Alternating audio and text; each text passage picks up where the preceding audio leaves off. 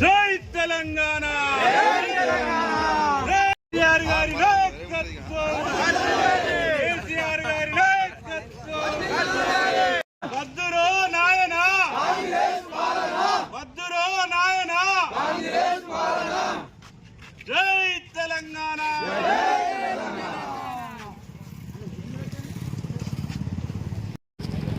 ప్రజావంచన దినోత్సవాల్లో భాగంగా ఈరోజు కమాన్పూర్ నడిబొడ్డున కాంగ్రెస్ పార్టీని అడుగుతా ఉన్నాం.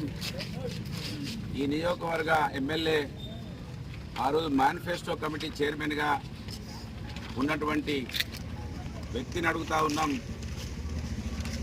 బీఆర్ఎస్ పార్టీ అంటేనే తెలంగాణ రాష్ట్ర కోసం ప్రజల కోసం ఆవిర్భవించిన పార్టీగా తెలంగాణ రాష్ట్రాన్ని 10 సంవత్సరాలు అగ్రస్థానంలో నిలబెట్టినటువంటి పార్టీగా ప్రజలు పక్కకు కూర్చోమంటే ప్రతిపక్షంలో కూర్చొని ప్రభుత్వాన్ని మెడలు వంచి ప్రజలకు పథకాలు అందించడానికి కోసం కూడా అలసట లేకుండా కేసీఆర్ గారి నాయకత్వంలో ఇవాళ మంత్రి నియోజకవర్గంలో బీఆర్ఎస్ పార్టీ శ్రేణులు ఈ ప్రభుత్వాన్ని మెడలు వంచడానికి ఈ ప్రజా వంచన దినాలనే పేరుతోటి ప్రజలను చైతన్యవంతం చేయడానికి కార్యక్రమాన్ని తీసుకోవడం జరిగింది.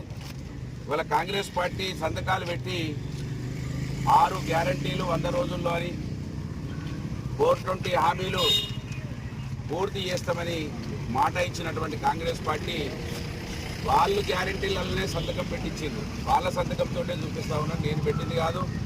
వాళ్ళ ఫోటోలు కూడా ఉన్నాయి. రైతు భరోసా ఇస్తా అన్నారు. కేసీఆర్ 2 పంటలకే ఇస్తాను 3 పంటలకే ఇయ్యవారి సన్నాసి మాటలు మాట్లాడినటువంటి రేవంత్ రెడ్డి వాళ్ళ జవాబు చెప్పాలి. ఈ నియోజకవర్గ ఈ రాష్ట్ర ప్రజలకి నువ్వు 1 పంట కూడా ఇవ్వలేదు, నీ ముఖం ఎక్కడ పెట్టుకుంటావు వాళ్ళ జవాబు చెప్పాలని డిమాండ్ చేస్తూ ఉన్నాం. 15,000 రైతు బంధు పేరు మీద ఇస్తా అన్నాడు. వ్యవసాయ కూలీలకు 12,000 ఇస్తా అన్నాడు. మోసం అంటే మోసాలకే ఇవాళ మోసకారులుగా కనబడుతున్నటువంటి పరిస్థితులు కనబడుతూ ఉన్నాయి. 500 రూపాయల బోనస్ ఇప్పటి వరకు కూడా రాలేదు. అసలు కాంటాలే 1% అయితే ఆల్రెడీ 500 బోనస్ వేసినమని అబద్ధాలు అంటూ ఉన్నారు. అబద్ధాలకైతే హద్దు లేదు పద్దు లేదు కాంగ్రెస్ పార్టీది. ప్రజలు నవ్వుకుంటా ఉన్నారు, అసహించుకుంటా ఉన్నారు.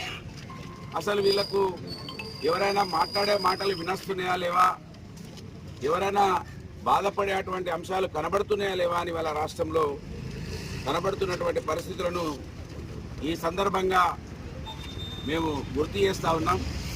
మీరు సంబరాలు చేసుకుంటా అని చెప్తా ఉన్నారు. దేనికోసం సంబరాలు చేసుకోవాలి? రైతు రుణమాఫీ డిసెంబర్ 9వ రోజున చేస్తా అని ఇప్పటి వరకు రైతు రుణమాఫీ కూడా పూర్తి చేయలేదు. రైతు భరోసా అని చెప్పిండ్రు, అది కూడా ఇప్పటి వరకు ఇవ్వలేదు. కూలీల గురించి అయితే మాటే లేదు, రైతు కూలీల గురించి. మరి ఏ ముఖం పెట్టుకొని మీరు సంబరాలు చేసుకుంటున్నారో ఇవాళ జవాబు చెప్పాలని డిమాండ్ చేస్తూ నియోజకవర్గం అంతా కూడా ప్రజలను చైతన్యవంతులను చేసి కాంగ్రెస్ పార్టీని మెడలు వంచితే తప్ప, ఏదైతే లగచెర్లలో ప్రజలు తిరగబడ్డారో కాంగ్రెస్ పార్టీ నాయకుల మీద తిరగబడితే తప్ప పథకాలు రావు. పథకాలు రాకుండా పథకాలకి ఇచ్చే డబ్బులు ఢిల్లీకి సంచులు మోస్తా ఉన్నారు కాంగ్రెస్ పార్టీ వాళ్ళు. ఇక్కడ దాదాపు మంత్రులు ఇప్పటికీ ఒక 1000 కోట్ల రూపాయలు సంపాదించుకున్నారు. ఎమ్మెల్యేలు దాదాపు 100 కోట్ల రూపాయలకు వచ్చింది ఎమ్మెల్యేల సంపాదన.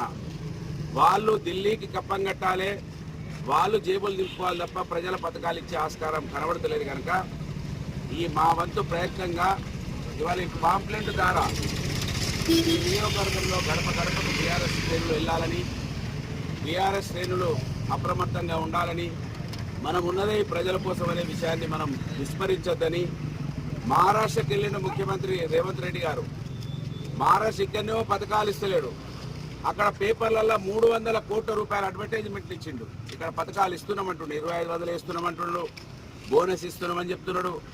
అంటే అది నాలుకనా లేకపోతే ఇంకేమన్నా అని అర్థమైతలేదు.